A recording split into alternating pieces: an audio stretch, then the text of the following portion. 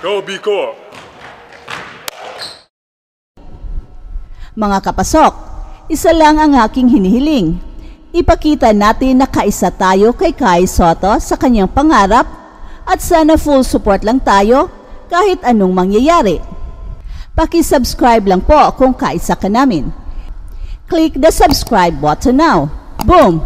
Pasok!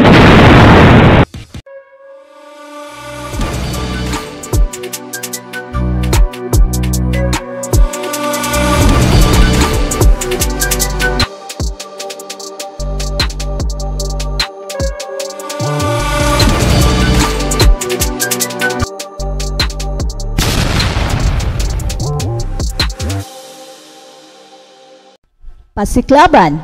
Nagpasiklab kaagad itong si Kai Sotto sa kanyang pagbabalik. Ilang buwan ring di natin nakita ang ating idolo playing actual game. At gandang pasa dito ni Yuki Kawamura kay Kai Sotto. Sayang at na-foul si Kai, kaya nagpuntang free throw line. Pasok ang kanyang unang tira.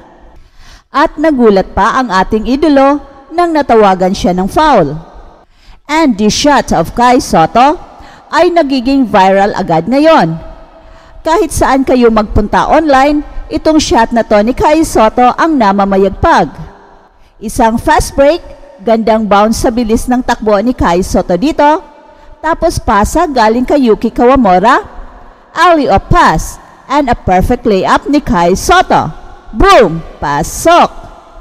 Napakagandang rhythm at chemistry ng Batman and Robin ng Yokohama.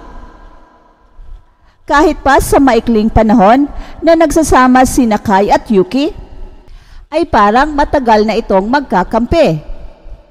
Ang tambalang ito ay isang threat sa anumang team sa Japan B-League. At pumesto dito si Kai Sotto ready to defend. At block na lang ang inabot dito ni Kusuke Ishii. At natawa pa itong si Kai Sotto, halatang na-miss niya ang mga ganitong blocks. At nakuha dito ni Kai Sotto ang rebound, galing sa mintes ni Jack Agoste. At block na lang ang inabot dito ni Jack. Butata ang import ng Mikawa, at namumulo na lang itong si Jack dahil block na lang parati ang kanyang inabot kay Kai. At nakakatawa dahil gigil itong si Jack sa depensa ni Kai Sotto. Gusto talagang makalusot. Pero mas lalong napahiya itong import ng Mikawa, bulagta siya sa sahig, lampaso na lang dahil sa block ni Kai Sotto.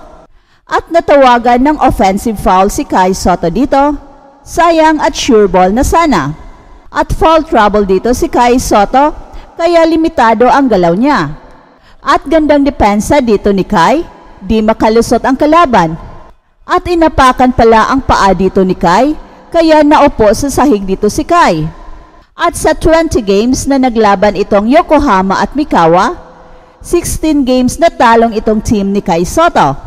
Pero sa kanyang debut game ngayon ay nanalo sila kaagad. Talagang malaking advantage ang naibigay ng presence ni Kai Sotto sa kanyang bagong team. Welcome to Express Info. Do you want to have these exclusive Puma Rise Nitro basketball shoes? Because once we reach 200k subscribers, we will be having this giveaway. Just comment to win. Shoes are promoted by Kai Sotto himself.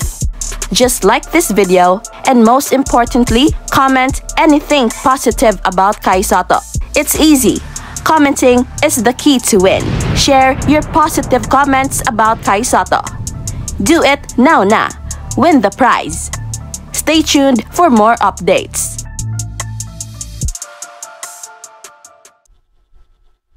So it's a big win para kay Kai Sotto at ng Yokohama B Corsairs, at panalo si Kai Sotto sa kanyang debut sa kanyang bagong team versus Seahorse Mikawa sa score na 73-72. Kai Sotto played only 12 minutes sa kanyang debut, napakalayo sa sinasabing 30 minutes guaranteed playing time. Nasaan na ang sinasabing longer playing time kay Kai Sotto? Well, obviously, ito pa ang unang game ni Kai Sotto galing sa injury. At sa tingin ko, hindi pa nag-all out dito si Kai Sotto at makikitang wala pa sa game shape si Kai Sotto. Magaling lang talaga siya at napaka-skilled, kaya naramdaman pa rin ang impact niya sa kanyang bagong team kahit kulang-kulang 13 minutes lang siya naglaro. And for Kai Sotto to be effective, ay hindi lang ang playing time ang ating tutukan, kundi mas importanteng tutukan rin natin ang kanyang field goal attempts. 3 field goals lang si Kai Sotto sa kanyang debut, and for Kai to be extra effective, ay kailangan niya ng maraming touches and at least 10 to 15 field goals bawat laro.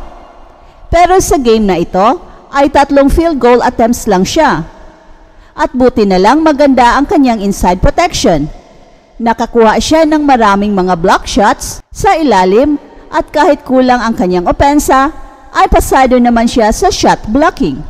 At nakasungkit rin ng 4 rebounds si Kai Sotto, kaya para sa isang player na galing sa injury, ay pasado na si Kai Sotto. Pero he has to improve his free throw shooting dahil pangit ang kanyang shooting sa free throw line. 2 lang ang naipasok niya sa 6 na free throw attempts. Napakababa yan para sa isang shooter na katulad ni Kai Sotto. At dapat ring magiging smart si Kai Sotto sa kanyang perimeter defense dahil ito ang ginagawa ng mga maliliit na players sa kanya. China-challenge nila ang lateral defense ni Kai Sotto. Pero kung meron mang tayong nakikitang napakaganda sa laro ni Kai Sotto, ito ay ang kanyang improved speed katulad dito. Ang bilis tumakbo ni Kai Sotto at nauungusan pa niya ang ibang mga players na nauna na sa kanya.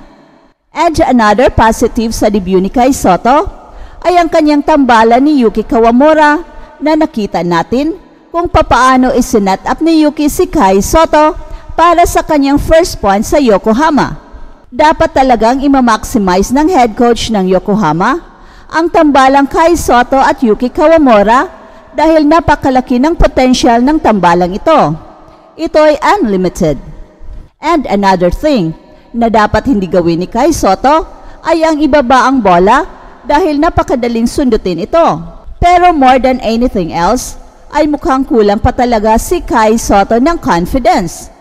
In roughly 13 minutes of play, the Gilas Pilipinas standout produced 4 points, 4 rebounds, and a game-high 3 blocks. Following the huge win, the 19th seed B Corsairs improved to 11-14 win-loss record, while dealing the 5th place Seahorses to their 9th loss in 25 games. At maglalaro muli ang dalawang teams na ito ngayong Sunday afternoon around 1 p.m. the league's final match day of 2023 as Kai Sotto aims for his final start with Yokohama.